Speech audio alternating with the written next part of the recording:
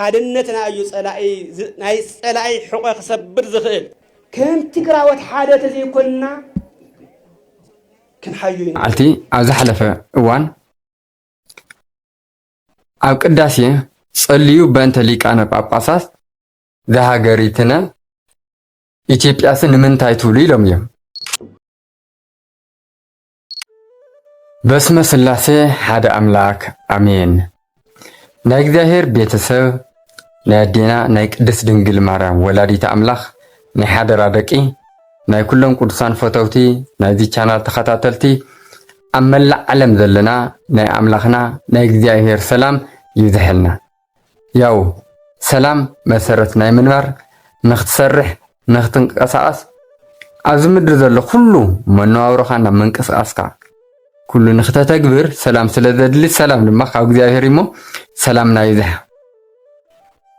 ሕጂ ሒደ ዝመጻሁ ያው ሓደ ጳጳስ ዝተዛረቡ ኮይኑ ቅድሚኡ ግን ኩላትና ንፈልጦ ኣብ ዝተፈላለዩ ከባቢታት ትግራይ ወታደራት ሰልፊ ወፅዮም TDF ማለት እዩ ተቃውሞም ከስምዑ ንርኢ ኣለና እቲ ተቃውሞም ድማ ያው ዝደልይዎ መሰረታዊ ነገራት መንግስቲ ስለዘይሃዎም ንመንግስቲ ይቃወምሎ መንግስቲ ተዓይፍሎም ኣብ ቀጻሊ ዝረአ ኮይኑ ምዚ ኣተሓሒዞም እዞም ጳጳስ ንኡ ዝመስል ዝተናገርዎ ቃል ኣሎ እሱ ድማ ኣብ ቅድስቲ ቤተክርስትያን ብዙሕ ህዝቢ ናሃለወ እዩ ስለዚ እንታይ ኢሎም እዮም ተዛሪቦም እዛ ቪድዮ ሰሚዕናያ ንመለስ መራሒ ማለት ህዝቢ ዝሓተቶ መልስን ተመሊሱ እምበር مسرا بيتو عصو يلن اب سبسبا ايو نبوتا خيدو تطوع خيدو زبل انت خوينو تግራይ تلمعن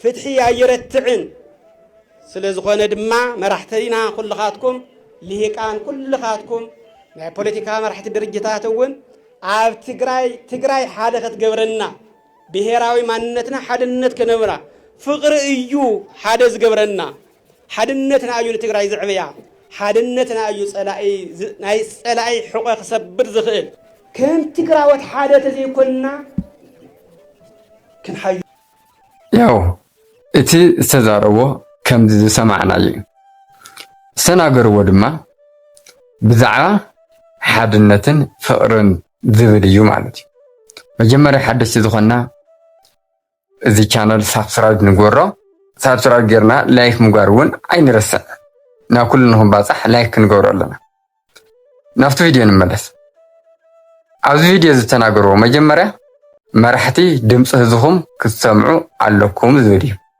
صبو غرم دسل انغاغراي قصيلم فقر يدلينا تግራይ كتحوت خوينا فقر يدلينا يلملو حادنتون يدلينا يلملو كتقالل كله اذا انغاغرازي كم انتاي زمنጮይ ተልናዮ ክረአ ከሎ ትክክል እዩ ከም ኢልካውን ይዝንገር ከም ሓደ ጳጳስ ግን እንታይ ንማል እዮም ደልዩ ሓደ ሕዋተይ ከመ ጌርካ ዚ ተቃውሞ ትብሉ ንኽትሉ ትኽእሉ እዮም ኣነ ኣነጋግሮም ተቃይሞ ይኾንኩ መሰረታዊ ነገር ግን ኣሎ እዞም ጳጳስ ኣባል መንበረ ሰላም እዮም ከዕለታት ሓደ መዓልቲ ኣብ ዝሓለፈ እዋን ኣብ ቅዳሴ صليو بنت ليقان باباساس ذا هاجريتنا إثيوبياسن من تايتولي لهم يوم صليو بنت رسليقان باباسات أبا مات يا باترياركم رسليقان باباسات زهاجر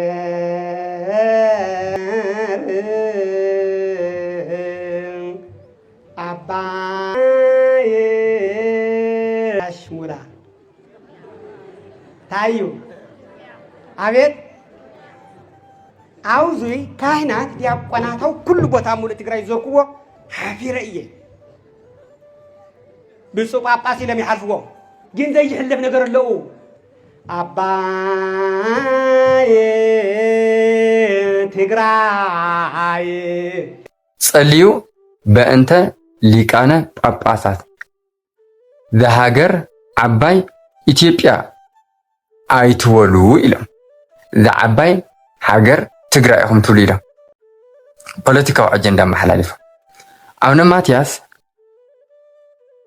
ናይ ኢትዮጵያ ፓትርያርክ እምበር እግዚአብሔር ንሓንቲ ክልል ኢሉ ዝሃቦም ስልጣን የለን።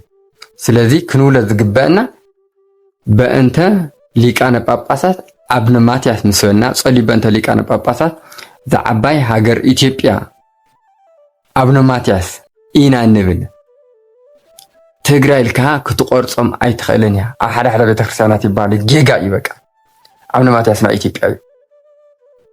እዞም ጳጳስ ፍጹም ጌጋ ኢሎም ዝተቃወምዎ እዩ ሕሰብዎ ካብ መንበረ ሰላማ ኣባል ዝኾኑ እዩ።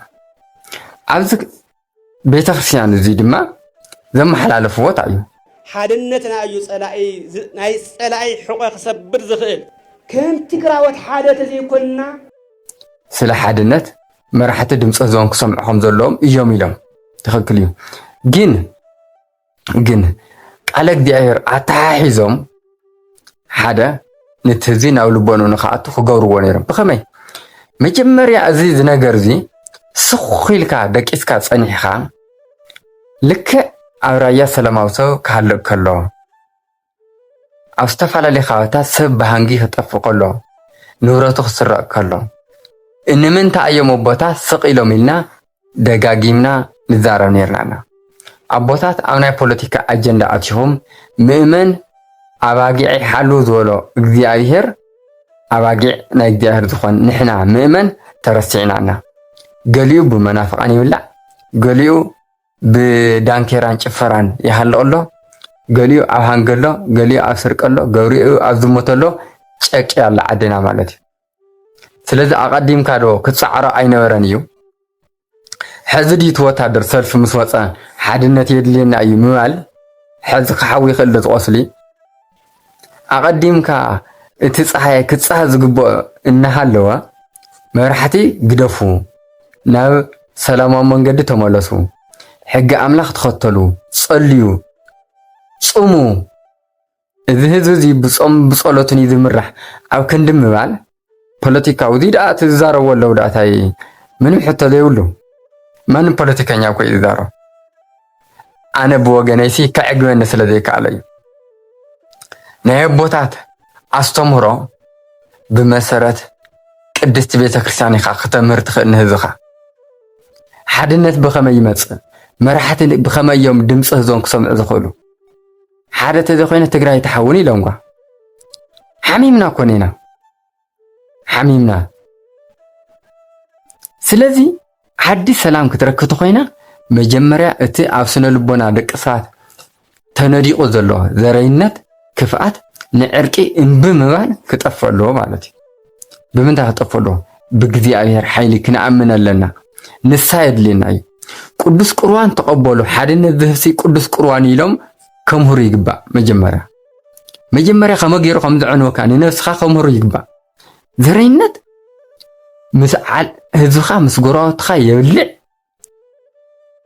የጠፋፍእ፣ መሊሱ ድማ እቲ ሕማም ኣብ ልብኻ ዘሎ ምስ ሓውካ ምስ ጎረቤትካ እውን ዘጠፋፍአካ። ሕዚ ባዕልና ንባዕልና ተጠፋፊእና፣ ስርቂ በዚሑ፣ ሃንጊ በዚሑ፣ ጭፈራታት በዚሑ፣ በዓላትና ብመንግስቲ ተወሪረን ስኺልካ ባሪክካ ተቕበሎ። እቲ ጭፈራት ባሪክካ ተቕበሎ። ኣቦታት ስኺሎም ይዕዘብዎ ልክዕ ቤተክርስትያን ከም ዝፈቐዶ ተምሲልካ። ሕዚ ናበይ መፅዩ? ወታደራት እውን ፀጊምዎም TDF ፀጊምዎም። እዚ መን ክፈትሕ ነይሩ? ኣቦታት ኣብ ወንበርኩም ለጥ ኢልኩም ከፍ ኢልኩም። ብዙሓት ጥዑያት ኣቦታት ኣለኹም ንኩሉ ክብል የደሊ። እቲ ሚድያ ተቋፃፂሩ ዘለው ግን ስብከቶም ፖለቲካዊ ስብከት እዩ። ክርስቶሳዊ ናይ እመቤታችን ቅድስት ድንግል ማርያም ናይ ቅዱሳን መዓዛ ዘይብሉ ኩሉ ግዜ ካብ ኣፍ ኣቦታት ይወፅ ኣሎ። ኣብ ጎኒ መን? ኣብ ጎኒ ውድብና ትብሉ። ስለዚ ናበይ ገፅ ትኸድ ከም ዘላ ዛ ነገር ንምግማታ ትኸብድ የኾነትን ማለት። ስለዚ ሓድነት ፍቕሪ ክመፅእ ዝኽእል ምእመን ብንፍሳ ህይወት ናተጓዓዘ ወንጌል ክስበኽ ኣለዎ። ብልምዲ ብተረተረታት እዩ ዝነብር ኣሎ ህዝብና። ብዙሕ ጉድ ኣለና።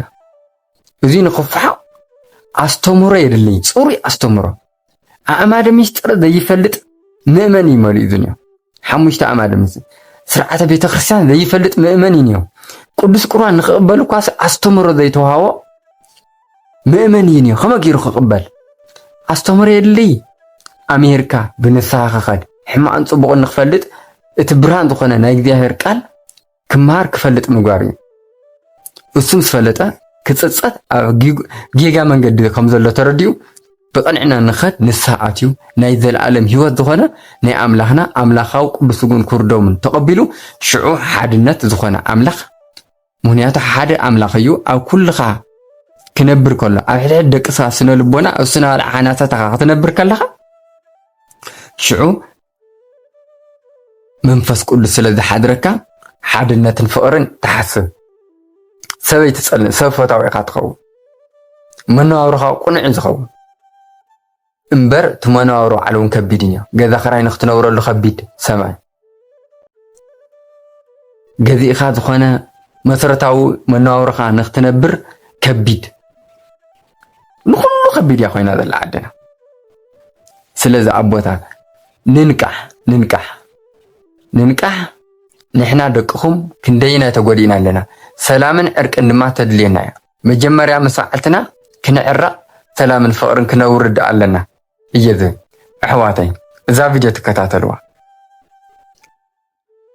ቁም ነገር ሒዝኩም ትኾን ኢለ ተስፋ ይገብር ሕዚ እውን ሓድነትን ሰላምን ፍቕርን ኢልና ንዛረብ 100% ኩሉ ህዝቢ እዩ ሓድነትን ፍቕርን ሰላምን ግን ትርጉማ ክንፈልጥ ኣለና ሓድነትን ሰላምን ፍቕርን ወዲ ቅድስ ድንግል ማርያም ኣምላኽና መድሓኒትና እግዚኣብሔር ኢየሱስ ክርስቶስ እዩ ንሱ ንፍለጦ ንሱ ነምልኮ ብንስሓ ህይወት ንመለስ ብወላዲቱ ብቅድስ ድንግል ማርያም ቃል ኪዳን ብቅዱሳን ተረዳኢነት ናብ ቅንዕና መንገዲ ናብ ናይ ኣቦታትና ናብ ድሕሪት ተመሊስና ከመይ ይጓዓዙ ነይሮም ኢና ንድሕሪት ተመሊስና እታ መንገዶም ንከተላ ሽዑ ህይወት ክንረክብና ንነብስና ድማ ዕረፍቲ ክንረክብና ዕረፍቲ ሲና ስለ ዘለና ማለት ስለዚ ናብ ኩሉ ክትባፃሕ ሸር ጎርዋ ላይክና ሳብስክራይብን ኣይንረስዕ ስለ ዝነበረና ግዜ ናይ ኣቦታትና ኣምላኽ ቅዱስ እግዚኣብሔር ዝተኸበረን ተመስገነን ይኹን ንዘለዓለም ኣሜን